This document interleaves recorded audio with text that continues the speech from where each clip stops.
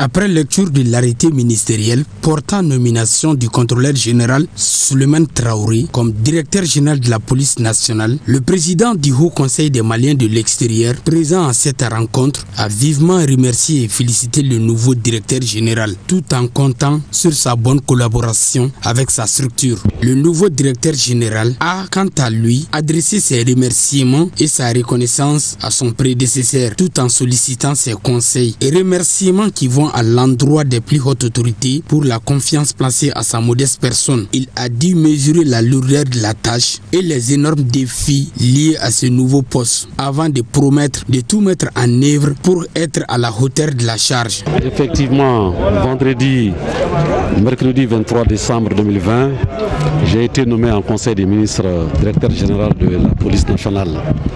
Le même jour, le contrôleur général Youssouf Binima a été nommé également directeur général adjoint de la police nationale. Ainsi que je me suis engagé auprès de l'autorité de tutelle, le ministre de la Sécurité et de la Protection civile, je remplirai ma mission avec loyauté et dévouement, la mission de protection des personnes et des biens de notre pays. Voilà. Comme vous le savez, le pays traverse une période cruciale de son histoire. Les autorités de la transition attendent de nous un dévouement sans faille, une action énergique, une action dynamique, une éthique professionnelle exemplaire et une transparence totale dans le cadre de nos missions.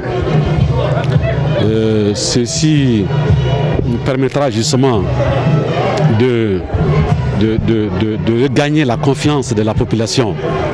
Je sais que le combat est ardu, certes, j'en suis conscient, mais il est à la hauteur des hommes et des femmes qui sont dans cette institution policière.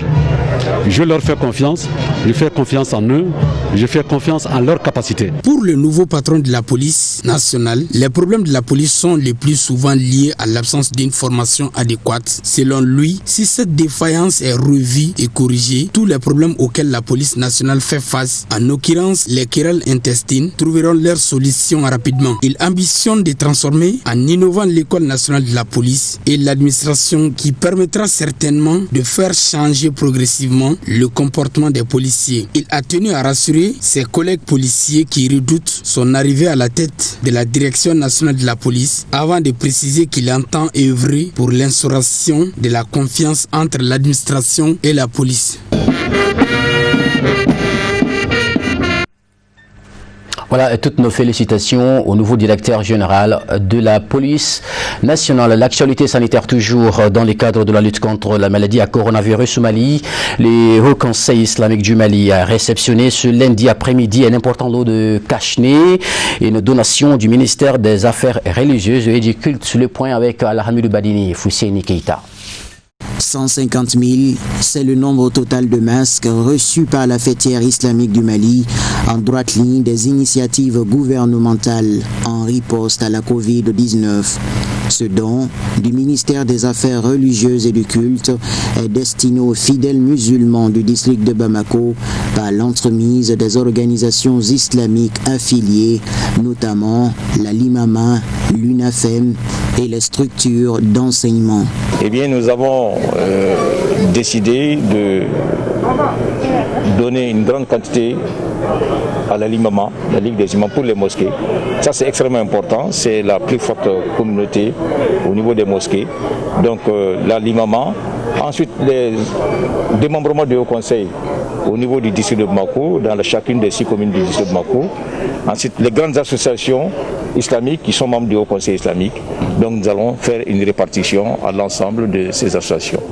Avec, bien entendu, l'Union nationale des femmes musulmanes du Mali, l'UNAFEM, pour que tout le monde à son niveau soit sensibilisé.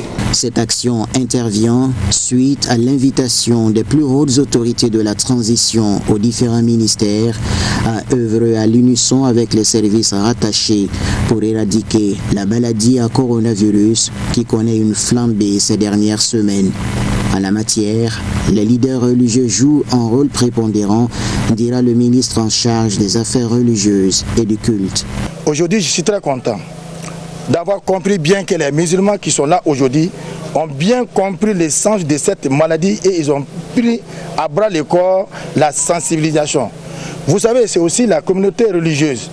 Et ils commencent leur sensibilisation même avant que l'État ne rentre dans la danse.